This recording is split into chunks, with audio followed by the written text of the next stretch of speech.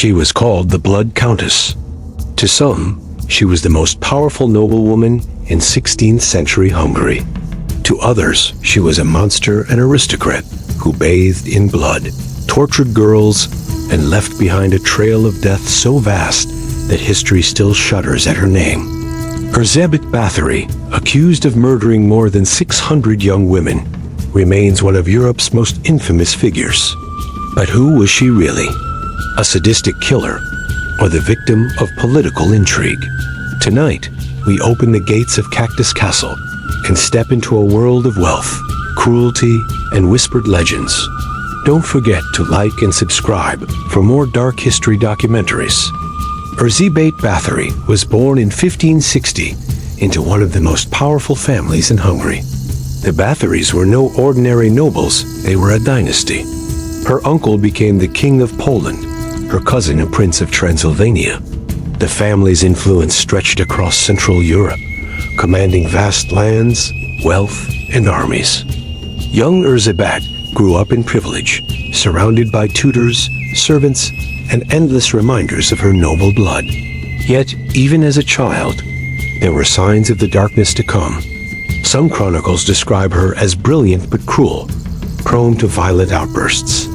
Others say she suffered from seizures and bouts of rage, a possible result of generations of inbreeding among Europe's elite families. At age 11, Erzsébet was engaged to Ferenc Nadasdy, the son of another influential Hungarian noble family.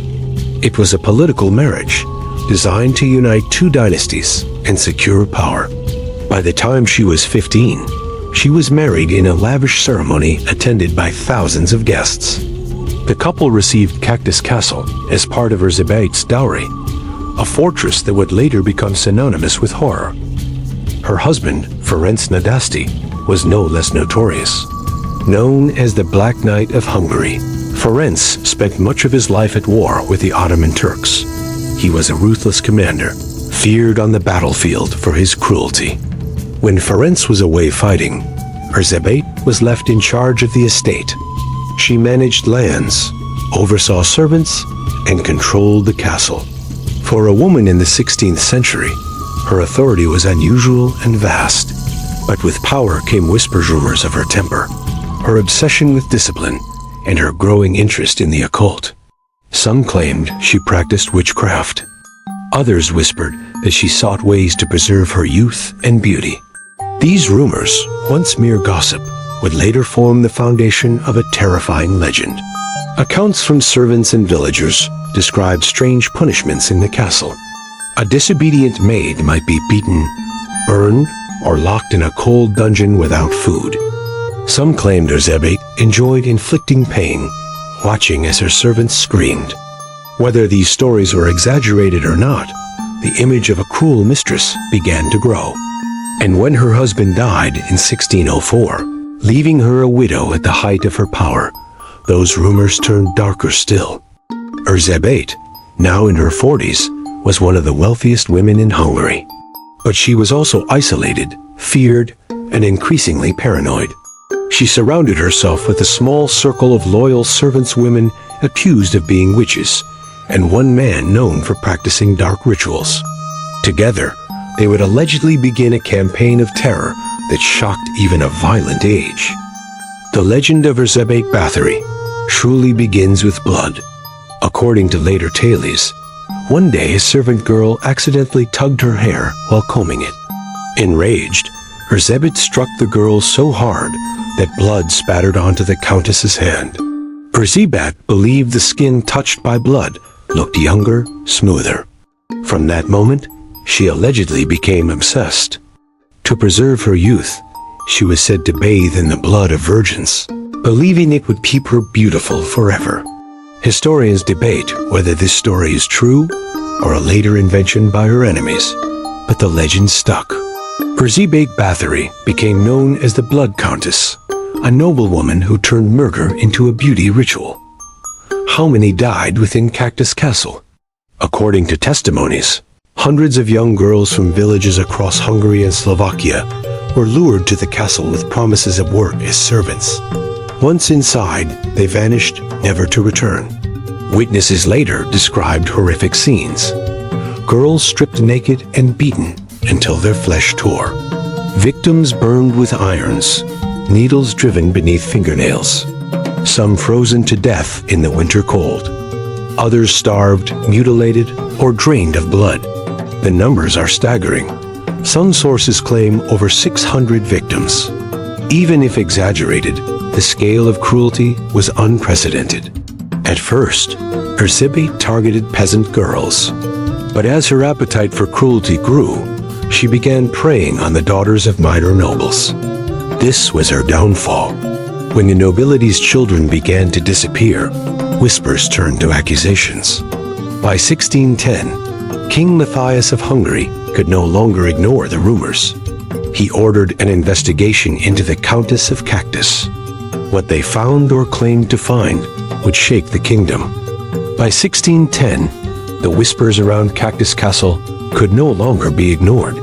Noble families were demanding answers. Too many young girls, daughters of peasants, and even minor aristocrats had vanished within the countess's walls. King Matthias II of Hungary ordered Count György Thurzó, the Palatine of Hungary and Erzsébet's cousin by marriage, to lead an investigation. This was delicate. Erzsébet was one of the most powerful women in the land, shielded by family ties. Exposing her crimes meant confronting not only a woman, but an entire dynasty. Thurzó began by gathering testimonies. Servants, villagers, even members of Erzsébet's household were questioned. The accounts were horrifying.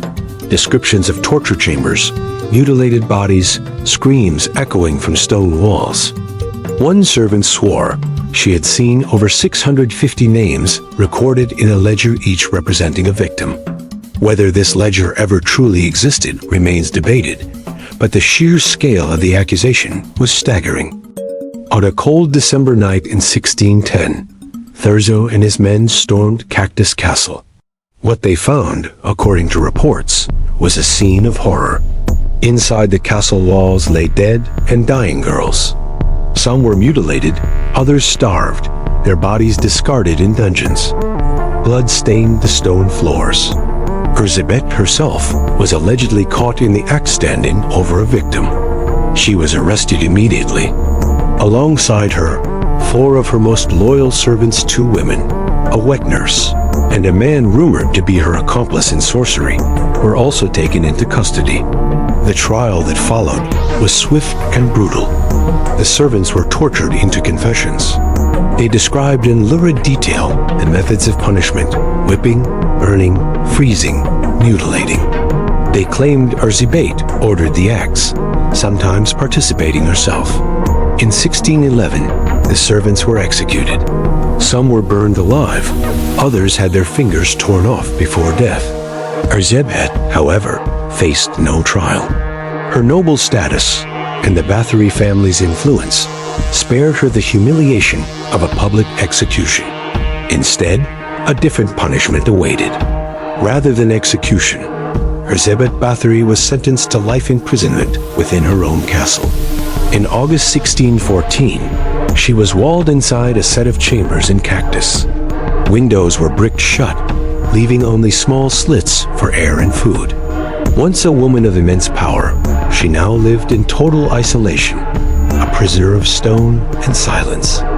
For 4 years she lingered, writing letters to her family, complaining of cold and hunger. She denied the accusations, insisting she was a victim of politics. On August 21, 1614, guards found her dead in her cell. She was 54 years old. Was Erzsébet truly guilty of murdering over 600 women? Or was she the victim of a political conspiracy? Historians remain divided. Some argue the evidence was overwhelming. Too many bodies, too many testimonies. Others suggest the numbers were exaggerated by her enemies, eager to seize her vast estates. The infamous bloodbaths may have been pure invention, created decades later by storytellers. There is no record from the trial mentioning Erzsébet bathing in blood, yet the image became legend too dark, too sensational to die. Over centuries, Erzsébet Báthory transformed from a historical figure into a myth. Folklore portrayed her as a vampire, drinking blood to preserve her youth. Writers of the 18th and 19th centuries embellished her story, linking her to the growing Gothic tradition. She became known as the female Dracula, a dark mirror of Transylvania's other infamous legend. The real Erzsébet Noblewoman, widow, prisoner, was consumed by the legend of the Blood Countess. Regardless of the truth, Erzsébet's case reveals the anxieties of her age. It was a time of war, plague, famine, and deep suspicion of women in power. Her wealth and independence made her a target.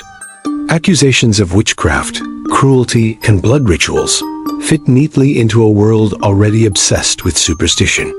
Her downfall also allowed rivals to claim her vast estates and undeniable political motive. Today, Erzsébet Báthory's story continues to inspire. She appears in novels, films, operas, and even heavy metal music. Her name is invoked as the ultimate female villain, a woman who defied the boundaries of morality and humanity.